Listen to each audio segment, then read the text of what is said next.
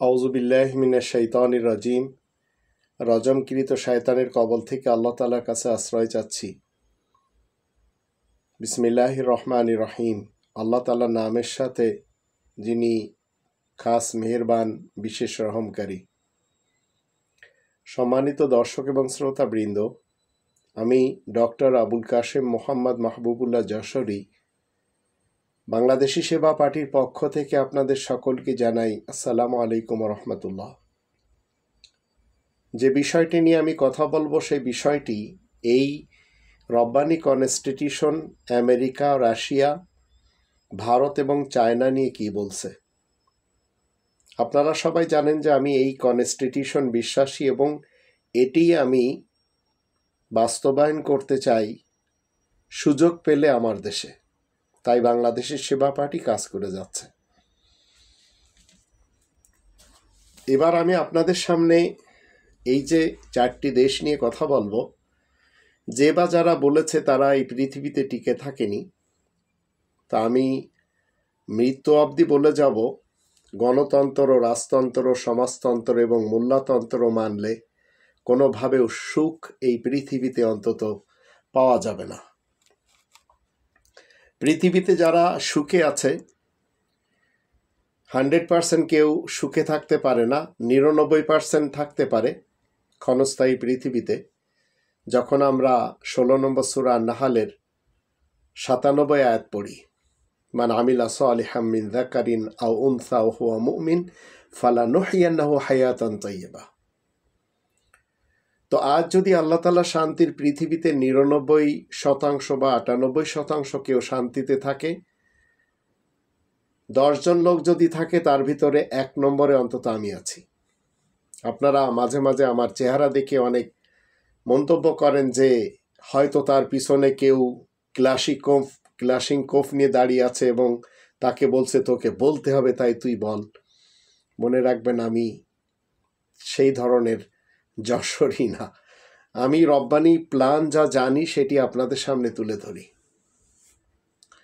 পৃথিবীতে আমার জীবনের একটি বড় অংশ ইউরোপে কাটলো।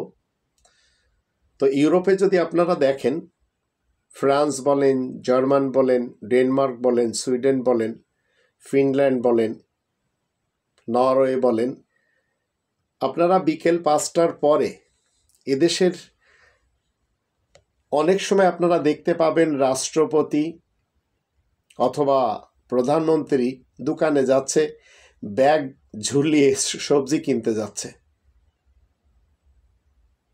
কিন্তু দুঃখের বিষয় হলো, আমাদের এই ছোট্ট ভূখণ্ডে বা পার্শ্ববর্তী দেশ ভারত, সেখানে কি এই ধরনের আমরা দেখতে পাই? আমি তো সাধারণভাবে জীবনযাপন করি। আপনারা দেখেছেন আমি টাই, কোট, প্যান্ট শার্ট পরেও বক্তৃতা দিয়েছি। এখন নর্মাল একটি টি শার্ট পরেই বা পোলো শার্ট পরেই কথা বলি। তখন যেখানে আবার গাড়ি চালাতে চালাতেও কথা বলি। আমি ডিএইচএলে ডাক বিভাগে জার্মানে চাকরি করি, আবার মার্সিডিজ এবং বিএমডব্লিউর পার্টস ডেলিভারির জন্যও ফ্র্যাঙ্কফুর্টের কাছে সেখানেও চাকরি করি। তো দুটি চাকরি করি, আবার সপ্তাহে 2 দিন শনিবার এবং রবিবার বার্গার কিংয়ে কিচেনে চাকরি করি। তো এভাবে আমি আমার জীবন কাটিয়ে যাচ্ছি। যদিও অনেকে আমার সাথে সওদাবাজি করতে চেয়েছিলেন কোরআনের ব্যাপারে। অনেকে বলেছিলেন যে আমি তো লোকজনকে এক করতে পারি, কথা বলতে পারি না, তুমি কথা বলতে পারো, তাহলে এসো আমরা মিলে জুলে খাই। তো আমার দ্বারা সেটি হয়নি, ইনশাল্লাহ হবেও না। দুর্নীতি মুক্ত জীবন কাটাই। তো আমার প্রশ্ন হলো, ইউরোপের প্রধানমন্ত্রী এবং প্রেসিডেন্টরা যদি শাকসবজি কিনতে বাজারে যেতে পারে গার্ড ছাড়া, তা আমাদের দেশে কেন পারবে না?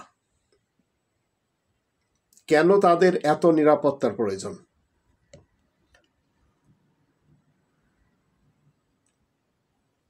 যদি এত নিরাপত্তারই প্রয়োজন হয়, আর আপনারা জানেন যে আমেরিকা, রাশিয়া, ভারত এবং চায়না যে কাজগুলি করবে আমি আপনাদের সামনে তুলে ধরব। তো এত নিরাপত্তার যদি প্রয়োজন পড়ে, তো নিরাপত্তার জন্য যে টাকাগুলো খরচ করা হয়, সেই টাকাগুলো এই গরিব লোকের। আজ জামাত যে বড় মাপের একটি জনসভার আয়োজন করেছে, নর্মাল আমার হিসেবে 20 কোটি টাকা তো খরচ হবে, কিন্তু এই জনসভা থেকে কখনো কি এই জামাতের প্রধান বা অন্যান্য মৌলবী লোক এরা কি জাতিকে বলবেন যে আপনারা একটু আল্লাহ তাআলার পাঠানো যে কনস্টিটিউশন সেটি পড়ুন? কোনোদিন বলবেন না। এই 20 কোটি টাকা যদি গরিবদের মাঝে দেওয়া হতো তাহলে চিন্তা করে দেখুন কত ভালো কাজ হতো। এখন যে সমস্ত লোকেরা নিরাপত্তা বাহিনী সাথে রাখে, প্রহরী রাখে, তাদের রাজনীতিতে আসার দরকার কি? তারা তো ব্যবসা বাণিজ্য করেও জীবন কাটাতে পারে। কিন্তু অনেকে বলেন যে এদের জীবনে ঝুঁকি রয়েছে, এরা মৃত্যুকে ভয় পায়। যেমন জিয়াউর রহমানের পুত্র মৃত্যুর ভয়তে এখনো আসছে না লন্ডন থেকে বাংলাদেশে। আবার এমন একটি সময় আমরা পার করছি যখন পাপিয়া তিনি বলে বসেছেন যে প্রবাসীরা ভোট দিতে পারবে না, মানে প্রবাসীরা এক কথায় তার কথা মতে বাংলাদেশি না। তো এই ধরনের অপদার্থমূলক কথাবার্তা আমাদের শুনতে হয়। তো মৃত্যুকে যদি ভয় পেতে হয় তাহলে রাজনীতিতে কেন এসেছেন? রাজনীতি করার জন্য তো আপনার বেশি কিছু করতে হবে না, আপনার সদিচ্ছা থাকলেই হবে। জীবন যদি ঝুঁকির মুখে নিয়েই আসতে হয় তাহলে আপনি রাজনীতিতে কেন আসলেন? মৃত্যুকে যদি ভয় পেতে হয় তাহলে আপনি নিজ দেশে বসে থাকবেন না। আবার আমরা 5 আগস্ট 2024 সালে নতুন বাংলাদেশের সময় দেখলাম সবাই যান বাঁচানোর জন্য ভেগে গেছে, কাউকে ভাগিয়ে দেওয়া হয়েছে।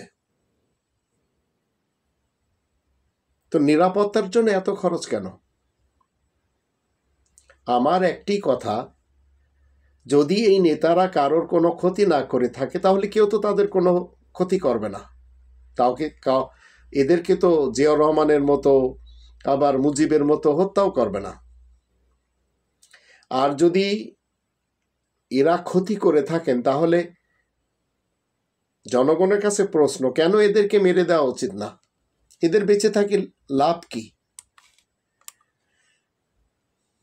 তা আমাদের দেশের মন্ত্রিসভায়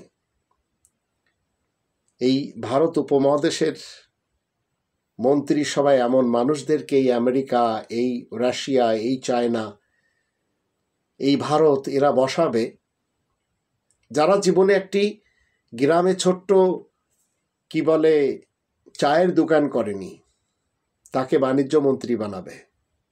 যে ABCD পড়ে না, যে শিক্ষার যোগ বিয়োগ ভাগ গুণ জানে না ঠিক মতো, তাকে বানানো হবে এডুকেশন মিনিস্টার। যে অর্থনীতিবিদ না তাকে অর্থমন্ত্রী বানানো হয়। যে বিজ্ঞান প্রযুক্তি বোঝে না তাকে প্রযুক্তি মন্ত্রী বানানো হয়। যে জীবনে কখনো স্কুল দেখেনি, যে সুশিক্ষা কাকে বলে জানেই না, তাকে আবার প্রধানমন্ত্রী বানানো হয়।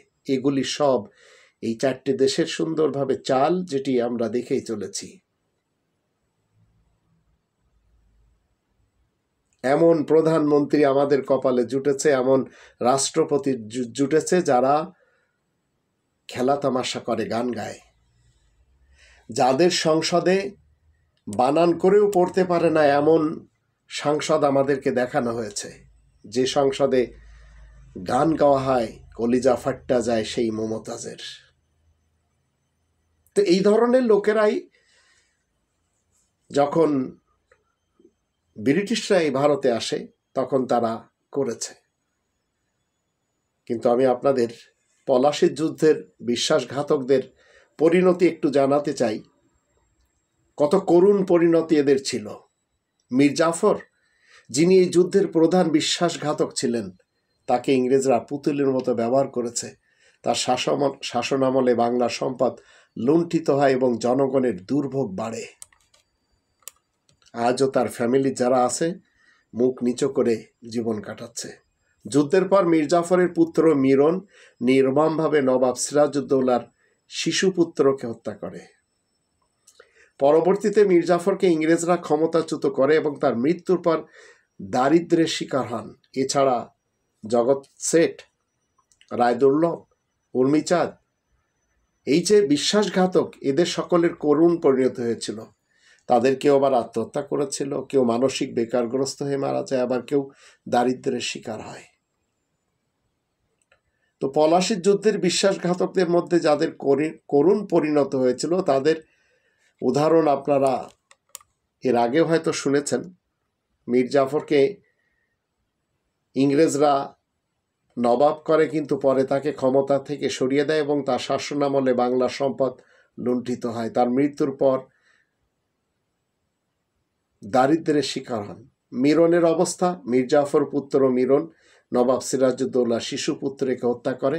জগৎ শেঠ, তিনি একজন ব্যাংকার, প্রভাবশালী বণিক, যিনি বিশ্বাসঘাতকদের দলে ছিলেন, আর তিনি আত্মহত্যা করে মারা যান।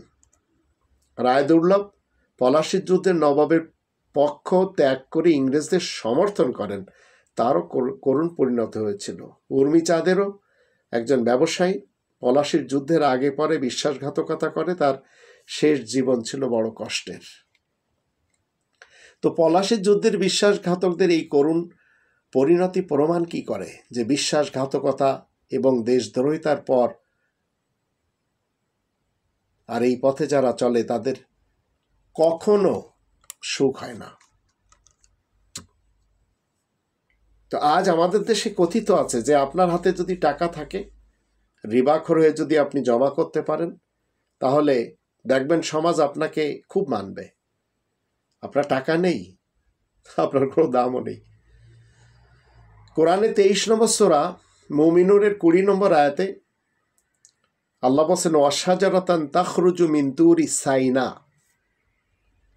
সাইনা তাম্বুতু বিদ্দুনি অসিবগিল লিল আকলিন।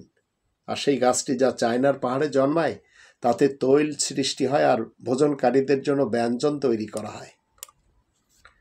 এই চায়নার সাথেই কিন্তু আমাদের বাংলাদেশ বলেন, ওদিকে অস্ট্রেলিয়া বা নেপাল, পাকিস্তান, ভারত, এগুলি সবই 95 নম্বর সূরা আত-তুরের 2 নম্বর আয়াত থেকে আমরা জানি, অতুরি সিনিন, সাইনা এক বচন, আর তুরে সিনিন, আর সবচেয়ে উঁচু চায়নার দেশগুলোর হিমালয় পর্বত, এটি প্রমাণ হিসেবে আল্লাহ রেখে দিয়েছেন। তো কোরআনে সাইনা আর সিনিন দুটোই ব্যবহার হয়েছে আমাদের এই পুরা এলাকাগুলি। রাশিয়ার ব্যাপারে কোরআন 50 নম্বর সূরা কফের 12 নম্বর আয়াতে বলে, কাযযাবাত ক্বাবলাহুম কওম নূহিন ওয়া আসহাবুর রাসসি ওয়া সামুদ। রাস রাশিয়া, ওদের আগেও তো নূহের কম, রাশিয়ার বিশেষ নাগরিক এবং সামুদ, এসব জাতি মিথ্যা জেনেছে। এরা কেউ কোরআনের 5টি দাবিও জানে না এবং কোরআন যে একটি সংবিধান এটিও মানে না। আর কোরআনের 5টি দাবি হলো, কোরআনকে শতভাগ বিশ্বাস করতে হবে। 2 নম্বর দাবি, কোরআনের ভাষায় কোরআন পড়া শিখতে হবে। 3 নম্বর দাবি, মাতৃভাষায় কোরআন জানতে হবে। 4 নম্বর দাবি, কোরআনের বিধান মতে জীবন কাটাতে হবে। 5 নম্বর দাবি, কোরআনের তাবলিগ করতে হবে। আল্লাহ তাআলা শান্তির পৃথিবীতে সবচেয়ে বড় তাবলিগি জামাতের বিশ্ব ইজতেমা হয় সাদ গ্রুপ, জুবায়ের গ্রুপ কিংবা ইলিয়াস আত্তার গ্রুপ। তো 2 গ্রুপের তো ঢাকা টঙ্গীতে হয়, আর এক গ্রুপের চিটাগাঙ্গে হয়, এরপরে হয় পাকিস্তানে, তারপর ভারতে। কিন্তু এদের হাতে রয়েছে ফাজাইলে আমল বা ফয়জা, আর একজনের হাতে রয়েছে ফয়জানে সুন্নত, শ্যাটানিক ভার্সেস রব্বানি না। এবার আসুন, আইকা মানে বন্য স্বভাবের আমেরিকান যারা, 50 নম্বর সূরা কফের 14 নম্বর আয়াতে আল্লাহ বলেন, ও আসহাবুল আইকাতি অকওম তুব্বাইন কুল্লুন কাযযাবা রুসুল ফাহাক্কা ওয়াঈদ। আর আইকা তথা আমেরিকার বিশেষ নেতা এবং তুব্বা তথা তাগুতের অনুগত কম, সবাই তো সকল বিশেষ বার্তাবাহক 24 জন রাসূলগণকে মিথ্যা জেনেছে। তাই তো আমার ওয়াদা সত্য, সঠিক সুপ্রমাণিত হয়েছে। 24 জন নবী রাসুল কোরআনে রয়েছেন, 19 জন নবী প্লাস রাসুল আর 5 জন স্পেশাল রাসুল। ইব্রাহিম, ইসহাক, ইয়াকুব, নূহ, দাউদ, সুলাইমান, আইয়ুব, ইউসুফ, মুসা, হারুন, জাকারিয়া, ইয়াহইয়া, ঈসা, ইলিয়াস, ইসমাইল, আলিয়াসা, ইউনুস, লুত, ইদ্রিস। এই 19 জন হচ্ছেন নবী প্লাস রাসুল। আর মোহাম্মদুর রসুল্লাহ ওয়া খাতামান নাবিয়িন, আহমদ রসুল, শোয়াইব রসুল, সালে রসুল, হুদ রসুল, এই 5 জন হচ্ছে স্পেশাল রাসুল। তো এদেরকে আমেরিকা বলেন, ভারত বলেন, চায়না বলেন, আবার রাশিয়া বলেন, এরা মানেই না। কারণ এদের সকলের কনস্টিটিউশনে কি রয়েছে? 114টি সূরা, 6348টি আয়াত। তো যারা এই কনস্টিটিউশনকে বাদ দিয়ে গণতন্ত্রের, রাজতন্ত্রের, সমাজতন্ত্রের, মোল্লাতন্ত্রের এবং স্বৈরতন্ত্রের কনস্টিটিউশন মানে, মনে রাখবেন এরা সবাই এই পৃথিবীতে যত বাহিনী আছে, নিজ দেশের বাহিনীগুলি নিজেদের কাজে খাটাবে, যেমন হাসিনা, খালেদা, এরশাদ, জিয়া, মুজিব খাটিয়েছে। বাংলাদেশি সেবা পার্টি কি চায়? 8 নম্বর সূরা আল আনফালের প্রথম আয়াতের দৃষ্টিতে আর 20 নম্বর সূরা তহা এর 118, 119 এই দুটি আয়াত, মোট 3টি আয়াতের দৃষ্টিতে চায় সুযোগ যদি পায়।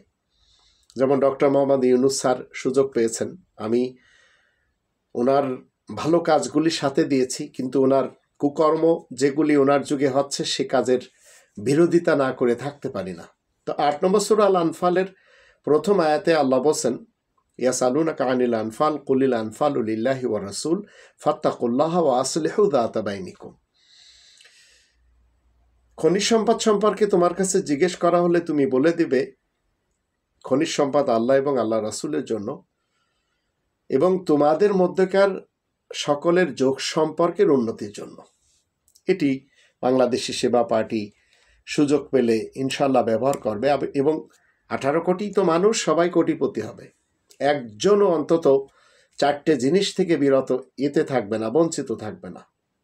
20 নম্বর সূরা তহা এর 118, 119 আয়াত দুটি। ইন্নালাকা আল্লা তাজুআ ফিহা ওয়ালা তা'রা ওয়া আন্নাকা লা তাযমাউ ফিহা ওয়ালা তাদহা। ক্ষুধার জ্বালা থাকবে না, পানীয় জলের অভাব থাকবে না, এবং কাপড়ের অভাব থাকবে না, আর ছাদের বাড়ি থাকবে।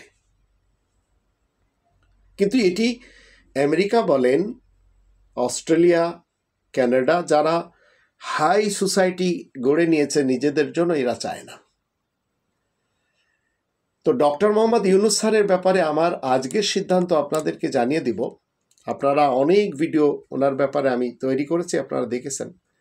জুলাই গণ অভ্যুত্থানের মধ্য দিয়ে ফ্যাসিস্ট খুনি হাসিনার পতনের পর ছাত্র জনতার এবং প্রবাসীদের আহ্বানে ডক্টর মোহাম্মদ ইউনুস স্যার প্রধান উপদেষ্টার দায়িত্ব গ্রহণ করেন, এবং 8 আগস্ট উপদেষ্টা পরিষদের শপথ গ্রহণের পর হতে আমাদের আদর্শিক মতপার্থক্য থাকা সত্ত্বেও তাকে নৈতিক সমর্থন আমি বাংলাদেশি সেবা পার্টির পক্ষ থেকে দিয়েছি, আপনারা জানেন। যদিও যার হাতে উনি শপথ বাক্য পাঠ করেছিলেন তাকেই বিতাড়িত করা সবচেয়ে বেশি দরকার ছিল, কিন্তু শতাব্দীর শ্রেষ্ঠ মির্জাফর খ্যাত ডক্টর আসিফ নজরুল গংরা সেটি চায়নি, কারণ এরা সবাই ভারতের প্রেসক্রিপশনে চলে। তো দেশের ক্রান্তিকালে ওনার সংস্কার এবং অর্থনৈতিক কর্মকাণ্ডে আমরা দেশের জনগণ নিরঙ্কুশ সমর্থন দিয়ে যাচ্ছি। দুঃখজনক ঘটনা হচ্ছে কি, আমেরিকা, চায়না, রাশিয়া, চায়না পুরা বিশ্বের লোকদেরকে কিন্তু ভোজন খাওয়ায়, তারা ব্যঞ্জন খাওয়ায়, তারা চাইনিজ খাদ্য খাবার খাওয়ায়, কিন্তু আমেরিকা, রাশিয়া টোটালি আল্লাহ তাআলার 24 জন রাসূলদের শত্রু। তো দুঃখজনক ঘটনা হচ্ছে ডক্টর মোহাম্মদ ইউনুস স্যার যখন ইসলামী আদর্শিক বিষয়ে উনি একের পর এক যে কাজগুলি করে যাচ্ছেন বা ওনার নেতৃত্বে করিয়ে দেওয়া হচ্ছে, প্রথমত তিনি আল্লাহ তাআলার বিধানের নিষিদ্ধ বিকৃত রূপী, যেটি সমকামী এবং রূপান্তরকামীদের সমর্থনে একজন পুরুষ সে নারীতে রূপান্তরিত হতে পারে। তো এই যে অদম্য নারী পুরস্কার দিয়ে বিতর্কের যে সৃষ্টি করেছেন, বা এই যে বিবর্তনের জন্য কিছু লোক আমাদের দেশে ওনারই নেতৃত্বে তারা ফুঁফে ফেলে উঠেছে। আবার এই নারী সংস্কার কমিশনের রিপোর্ট অনুযায়ী আল্লাহ তাআলার বিধানে নিষিদ্ধ ব্যভিচারের ন্যায় অশ্লীলতাকে জাতীয়করণ করার লক্ষ্যে যৌনকর্মীদের শ্রমিকের মর্যাদা দেওয়ার পক্ষে জোরালো পদক্ষেপ তিনি নিয়েছেন। এর পাশাপাশি আল্লাহ তাআলার বিধান বিরোধী আরও কিছু সংস্কার প্রস্তাব অনুমোদন দিতে চাচ্ছেন। যেমন ধরুন, আল্লাহ তাআলার বিধানে রয়েছে বাবার সম্পত্তির 1/3 পাবে কন্যা, সেটা বরাবর করতে চাচ্ছেন ছেলে মেয়ে।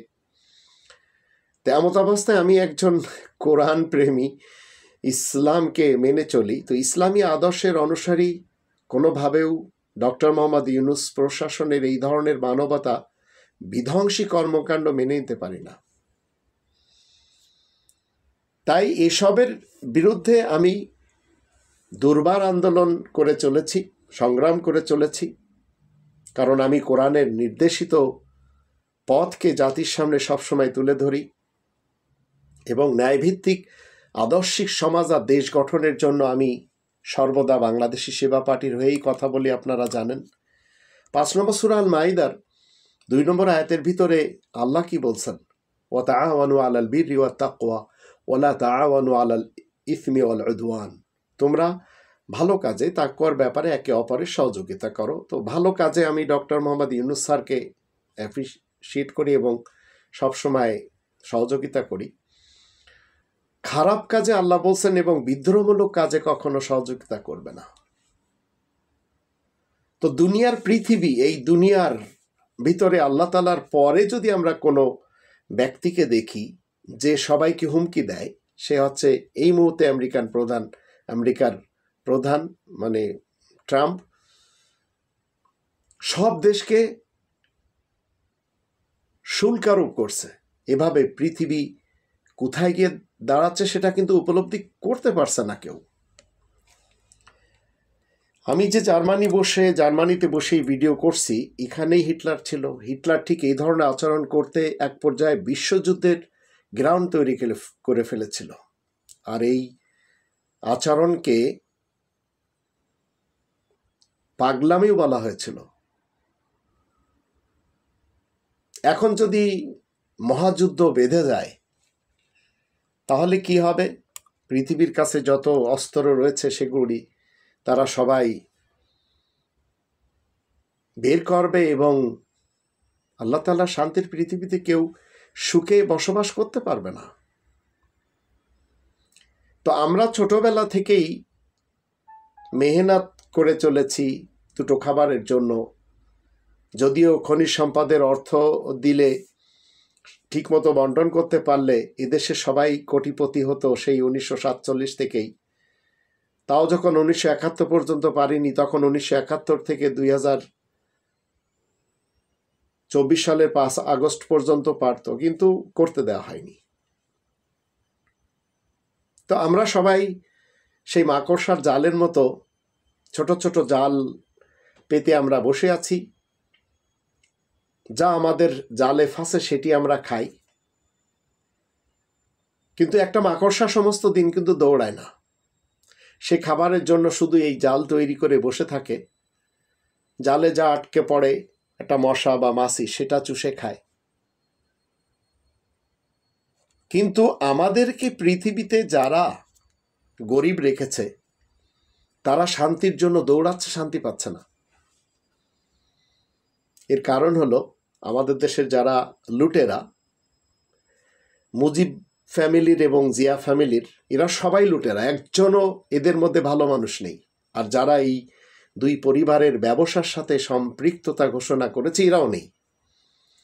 তো দেশের টাকা পয়সা অর্থ সম্পদ ভিন দেশে নিয়ে খাচ্ছে। মুজিব ফ্যামিলির একজনেরও বাংলাদেশ পাসপোর্টের পাশাপাশি এমন নেই যে যার ভিন দেশের পাসপোর্ট নেই। কিন্তু আওয়ামী লীগের লোকেরা এটা বোঝে না, তদ্রূপ বিএনপির। এবং এই মুহূর্তে বিএনপির তারিক জিয়া, সেও কিনা ইংল্যান্ডে বসে আছে। তো এদের কাছে অবৈধ টাকা পয়সা রয়েছে। 2 নম্বর সূরা আল বাকারার 275 থেকে 279 আয়াতগুলি যখন আমরা পড়ি, তখন আল্লাহ বলছেন যে রিবাখোর যারা, এদের বিরুদ্ধে আল্লাহ এবং আল্লাহ রসুলের পক্ষ থেকে যুদ্ধের ঘোষণা দেওয়া আছে। ফাআযানু বিহারবি মিনাল্লাহি ওয়া রাসূলি। তো এরা টাকা পয়সা নিয়ে বেগমপাড়ায় হোক, আমেরিকাতে হোক, কানাডার বিভিন্ন এলাকাতে বা ইউরোপের বিভিন্ন জায়গাতে বা সিঙ্গাপুর অথবা মালয়েশিয়া কিংবা অন্যান্য দেশে যারা গাড়ি বাড়ি করে নিয়ে সুখে থাকতে চাচ্ছে, সুখ পাচ্ছে না। তো যে রাজপ্রাসাদে খুনি হাসিনা ছিলেন, তার যেসব অধ্যত্তের কথাগুলি আমরা শুনেছি, ভারতকে যা দিয়েছি চিরকাল মনে রাখবে, তাকে আল্লাহ বিতাড়িত করেছেন। সে হাসান মাহমুদ, আবার হাসিনার 14 গোষ্ঠী যারা, সবাই একই কায়দায়। প্রয়োজনের তুলনা আপনি যা কিছু রাখবেন সেটি আল্লাহ বলছেন সেটি আপনার আমার না। 2 নম্বর সূরা আল বাকারা 219 নম্বর আয়াত মতে কুলিল আফওয়া শব্দটি রয়েছে। বাড়তি যা আছে সেগুলি সব আপনাকে দিয়ে দিতে হবে। আবার 8 নম্বর সূরা আল আনফালের 41 নম্বর আয়াত মতে যে কোনো লাভের থেকে আপনার যা কিছু হাতে আসবে তার 5 ভাগের 1 ভাগ দিয়ে দিতে হবে।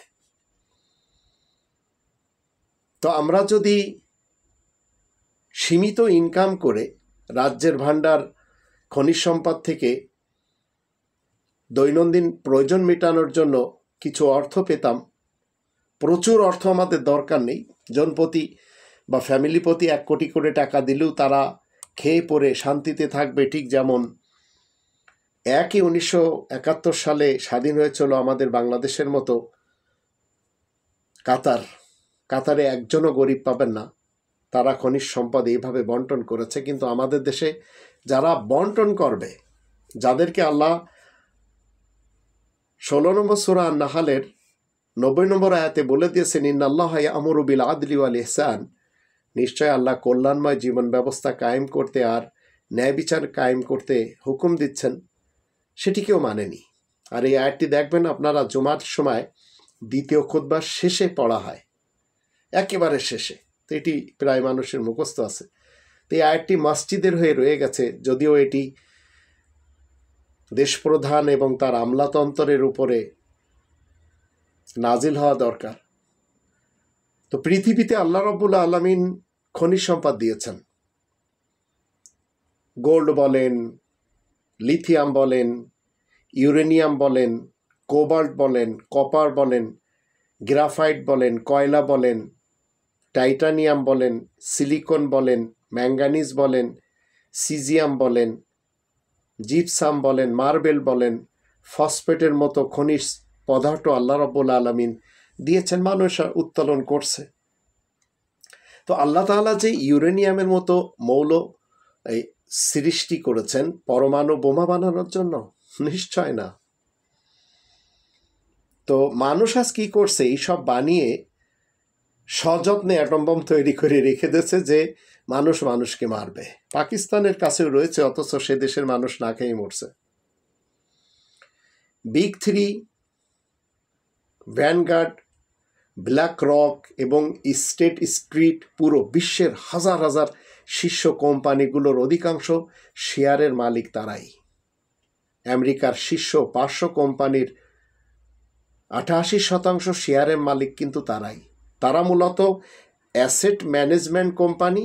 বিশ্বের সবচাইতে বড় অস্ত্র কোম্পানিগুলোর অধিকাংশ শেয়ার তাদের হাতে। মূলত উপরোক্ত কোম্পানির 3টি গোটা, এই 3টি যে ভ্যানগার্ড বলেন, ব্ল্যাক রক বলেন, স্টেট স্ট্রিট বলেন, এরাই গোটা বিশ্বকে নিজেদের মর্জি মতো নিয়ন্ত্রণ করছে। ডক্টর মোহাম্মদ ইউনূস স্যার এদেরই কি বলে আওতাধীন। কোরআন আমাদেরকে 5 নম্বর সূরা আল মায়দার 51 এবং 57 আয়াত দুটিতে কিছু কথা বলে। আল্লাহ বলছেন ইয়া আইয়ুহাল্লাযীনা আমানু লা তাত্তাখিযুল ইয়াহুদা ওয়ান নাসারা আউলিয়া বা'দুহুম আউলিয়াউ বা'দ ওয়া মান ইয়াতাওয়াল্লাহুম মিনকুম ফাইন্নাহু মিনহুম ইন্নাল্লাহা লা ইয়াহদিল কওমাজ জালিমিন। 57 আয়াতে বলা হচ্ছে ইয়া আইয়ুহাল্লাযীনা আমানু লা তাত্তাখিযুল্লাযীনা ইত্তাখাযু দীনাকুম হুজুওয়ান ওয়া লা'iবাম মিনাল্লাযীনা উতুল কিতাবা মিন ক্বাবলিকুম ওয়াল কুফফারা আউলিয়া ওয়াত্তাকুল্লাহ ইন কুনতুম মুমিনিন। আয়াত দুটির অনুবাদ মাথায় ঢুকিয়ে রাখবেন। তোমরা যারা ঈমান এনেছো শোনো, তোমরা হিদায়াতের দাবিদার ইহুদি এবং সাহায্য করার দাবিদার নাসারাদেরকে মোটেই বন্ধু হিসেবে গ্রহণ করবে না। তারা তো নিজেরা একে অন্যের বন্ধু। সুতরাং তোমাদের মধ্যে যে কেউ তাদেরকে বন্ধু হিসেবে গ্রহণ করবে সে তো ওদের দলেই সামিল হবে। নিশ্চয় আল্লাহ জালিম কওমকে পথ দেখান না মোটেই। তো এই আয়াতের দৃষ্টিতে ফিলিস্তিন কিয়ামত পর্যন্ত মার খাবে, যত সময় তারা কোরআনের দিকে ফেরত না আসবে। কেন মার খাবে? হুসাইনি যে মুফতি আজম ছিলেন হিটলারের যুগে, সে হিটলারকে বলেছিল ইহুদিদেরকে মারতে। হিটলার নিজেও চেয়েছিল ইহুদিদেরকে মারবে, কারণ হিটলারের মায়ের সাথে খালার সাথে কিছু ইহুদিদের গণ্ডগোল ছিল। এখন আল্লাহ তো নিষেধ করেছেন, তো আল্লাহ তাআলার নিষেধাজ্ঞাকে যখন আপনি উপেক্ষা করবেন তখন মার পড়বে, কিয়ামত পর্যন্ত মার পড়বে। আর 57 নম্বর আয়াতের দৃষ্টিতে এই বাংলাদেশ ভারতের হাতে কিয়ামত পর্যন্ত মার খাবে।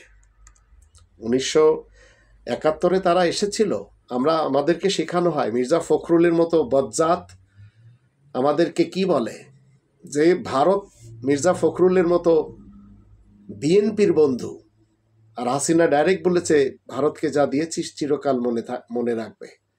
হাসিনা 3 বার পালিয়েছিল, এটি আমরা জানি। তার বাবার মৃত্যুর সময় তো ভারতে ছিল, সে হচ্ছে প্রথম পালানো। দ্বিতীয়বার অন 11-এর সময় আবার তাকে আনা হয়, আর তৃতীয়বার সে পালালো না, তাকে বিতাড়িত করা হলো। আল্লাহ বলছেন হিন্দুস্তানের কনস্টিটিউশনকে যারা পছন্দ করেন ভালো মতো জেনে নিন। তোমরা যারা ঈমান এনেছ শোনো, যারা তোমাদের জীবন ব্যবস্থাকে হাসি ঠাট্টা এবং খেলার বস্তুরূপে গণ্য করছে, আর যাদেরকে লিখিত আল কিতাব দান করা হয়েছিল তোমাদের আগে, তাদের মধ্যে যারা এমন করেছে তাদেরকে তোমরা বন্ধু হিসেবে গ্রহণ করো না। ভারতকে বন্ধু হিসেবে গ্রহণ করবেন? আর আয়াত গোপনকারী কাফেরদেরকেও বন্ধু হিসেবে গ্রহণ করো না। চায়নাকে করবেন? জাপানকে করবেন?